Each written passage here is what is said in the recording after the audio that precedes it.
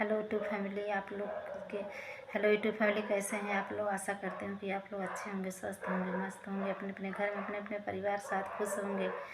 और देखिए, मैं एक जिउतिया माँ का गीत सुना रही हूँ। बहुत बढ़िया गीत है। देखिए, एक सास बहू अपने सास से कह रही है कि जिउतिया का पर्व आ गया, हमको जिउतिया रखना है, करना है व्रत, हम कैसे करेंगे। देखिए सास कैसे ताना मारती है। बाहरी लोग को छोड़िए, जो घरी सास ही ऐसी मतलब है तो बाहरी लोग क्या कहेंगे।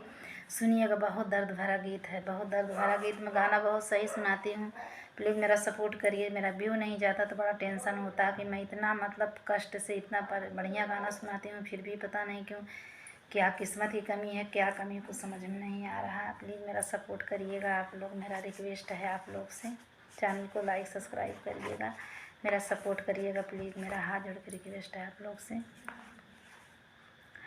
मचिया ही बैठी है सासु तबऊ हरिया राजा करई हो। सासु आई गए जिउतिया पर बिया हमहु व्रत करब हो। सासु आई गए जिउतिया पर बिया हमहु व्रत करब हो। मचिया ही बैठी है सासु तबऊ हरिया राजा करई हो। सासु आई गए जिउतिया पर बिया हमहु व्रत करब हो। सासु आई गए जिउतिया पर बिया हमहु व्रत करब हो। एतनी बचन सासु सुनले शहर कई बोलिया बोलई हो। बउहर नाही तोहरे गोदी में लला नावाना, पीठी पे बीरा नावाऊ हो। बउहर नाही तोहरे गोदी में लला नावाना, पीठे पीछे बीरा नावाऊ हो। बउहर नाही तोहरे लहुरा देवरावा, तू कैसे जिउतिया भूखबी हो। बउहर नाही तोहरे गोदी बउहर नाही तोहरे लहुरा देवरावा, तू कैसे जिउतिया पूजबी हो। एतनी बचन बउहर सुनले सुनहि नाही पावई हो। एतनी बचन बउहर सुनले सुनहि नाही पाइन हो। बउहर धइलिही गंगा माई के रहिया, तसिया माई के जो हाई हो। तिरिया बउहर धइलिही गंगा माई के रहिया, तसिया माई के जो हई, तसिया माई के जो हई हो।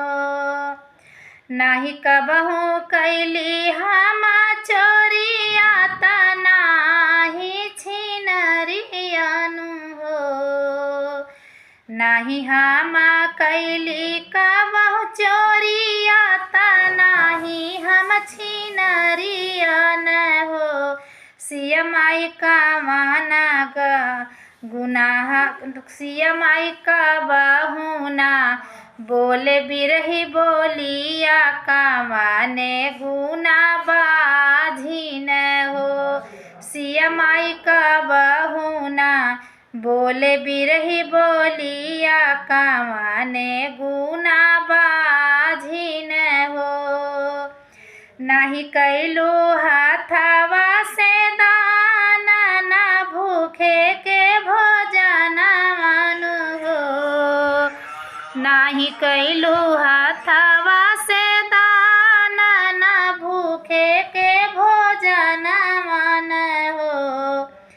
रनिया नाही करियो बड़े के अदरावा, यहिया गुना बाझिन हो। रनिया नाही